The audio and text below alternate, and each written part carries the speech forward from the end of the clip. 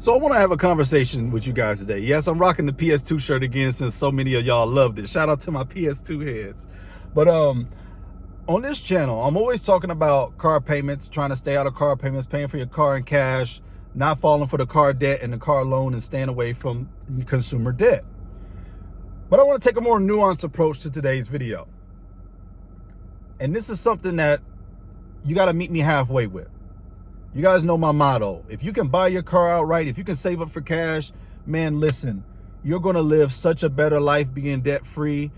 You're going to be able to sleep better. You're going to be able to drive better when you don't have to worry about car payments. And not having car payments is such a relieving feeling. And honestly, that's how you really get ahead in this financial life. You want to flex on folks? Try being debt-free, okay? But let's try to meet in the middle for once. My challenge to you is this, if you're thinking about getting a car payment, because I know new people may watch my videos and my content. Can you at least meet me halfway in the middle and do 50% down on your next car payment? Can you at least meet me in the middle? Why am I saying in the middle? Because I know that a lot of folks got a lot of different situations going on in their lives. I know that not everybody got 8 to 9 and 10,000 in cash just waiting to trade in for a car. And even if they did, what about life after the car? They'll be dead broke. I'm sensitive and empathetic to all these things. I get it. Even though I recommend it. I think you should just pay for your car in full. But there are situations in life that sometimes I 100% understand. And who knows, you know? So I want to challenge you this way. At least get 50% of whatever vehicle that you're going for. At least put 50% down. Why? Because I feel like with at least that, you can start the battle from halfway through. You've taught yourself how to save up to a certain number. You've taught yourself how to use discipline to save a certain amount of money. And I believe it puts you in a better position than them just promising you these payments over the course of 30, 48, and 70 months. Try to come with a little bit of cash in your pocket. When you got a little bit of cash in your pocket in the deal, the negotiations can go a little bit more in your favor. Again, if you could just buy your car outright, that is my ultimate advice. But if you don't have that exact amount of money, I mean, most Americans, they say don't even have $1,000 in an emergency fund. So how can we always expect people to just show up and pay for a car in full? And most people don't even got $1,000. You know what? I'm very sympathetic to that. I understand that. If anything, it should wake you up, but I get it. I'm trying to be understanding in this video. But you got to do me a favor. You at least got to get 50%. You're going to learn so much from saving up to 50% of whatever your car costs. If your car costs $12,000, try to save up to $6,000 before you go sign that deal. Not only does that give you a big leg up on your car payment, on your car loan, it teaches you something in the meantime. If you could have saved up $6,000 for this car, maybe in the future, once you pay this car off, you'll save up even double that next time so that you don't have to get into another car payment. Guys, it's about breaking the cycle. It's about getting free with your money. It's about winning with money.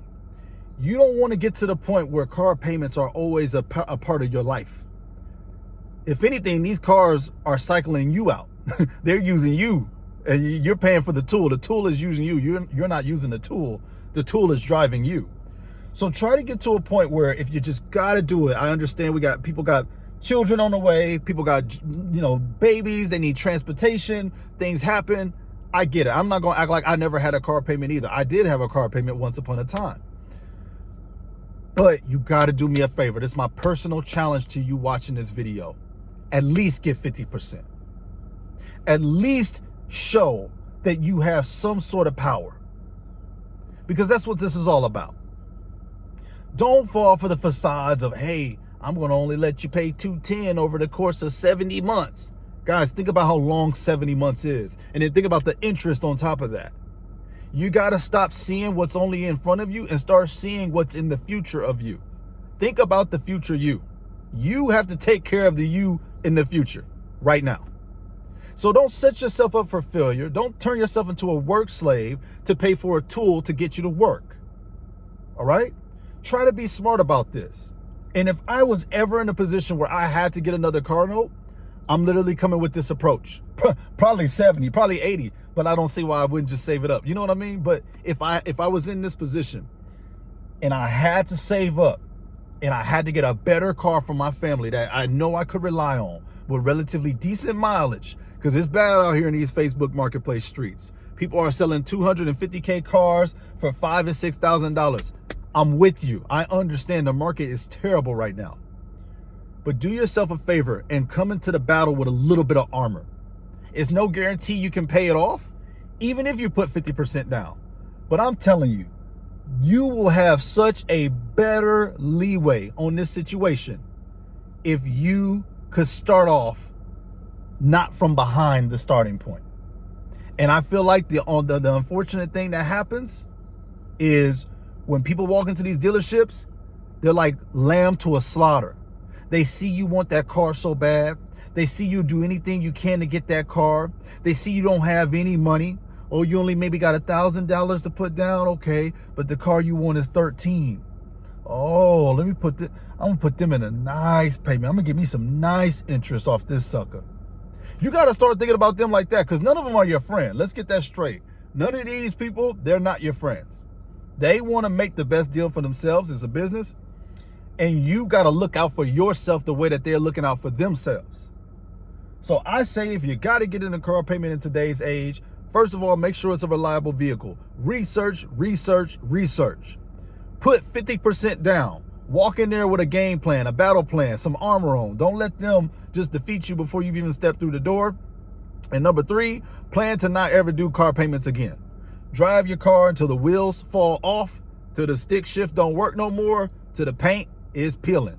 Because you don't want to tie up all your wealth and your money in vehicles that go down in value.